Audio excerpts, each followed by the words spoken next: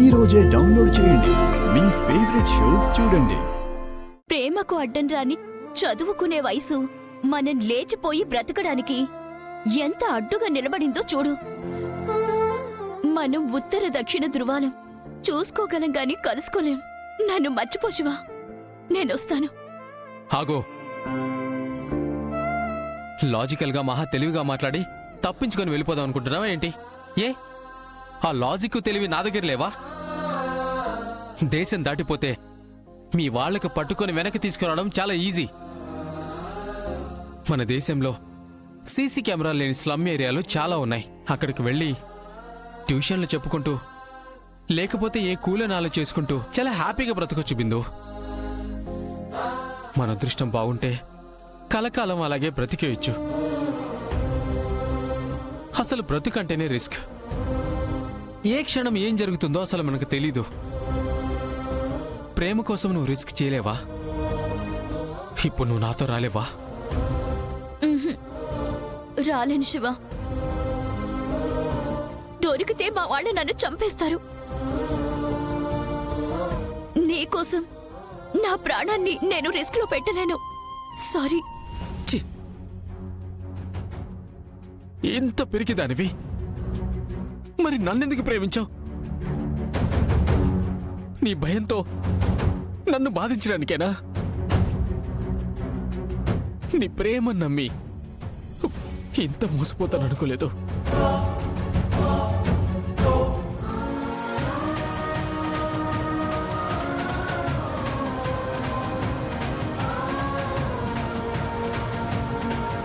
నువ్వు నేర్పిన గుణపాఠాన్ని నేను జీవితాంతం మర్చిపోలేను.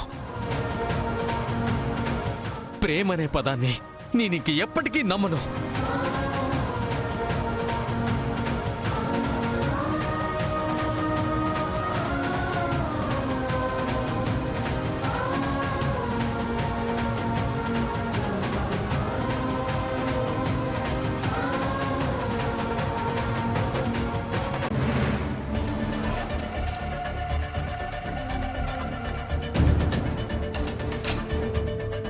ఒకసారి కొట్టినా నీకింకా బుద్ధి రాలేదటే?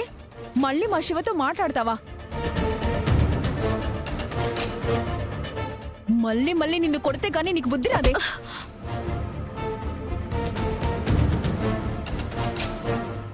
ఒక్కసారి ఊరుకున్నాను కదా అని ఊర కుక్కలాగా రెచ్చిపోకు.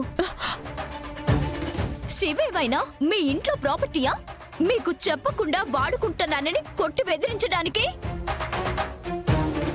శివ మనిషి, మాట్లాడితే తప్పేంటి? అయినా శివతో మాట్లాడితే కొట్టే హక్కు నీకెవరిచ్చారే? హక్కు గురించి మాట్లాడుతున్నావా? అయితే చెప్తాను విను. శివ నేను కాబోయే భార్య భర్తలం. మేమిద్దరం ప్రేమించుకుంటున్నాం. త్వరలోనే మా ఇంట్లో ముహూర్తాలు చూసి మాకు పెళ్లి చేయబోతున్నాను.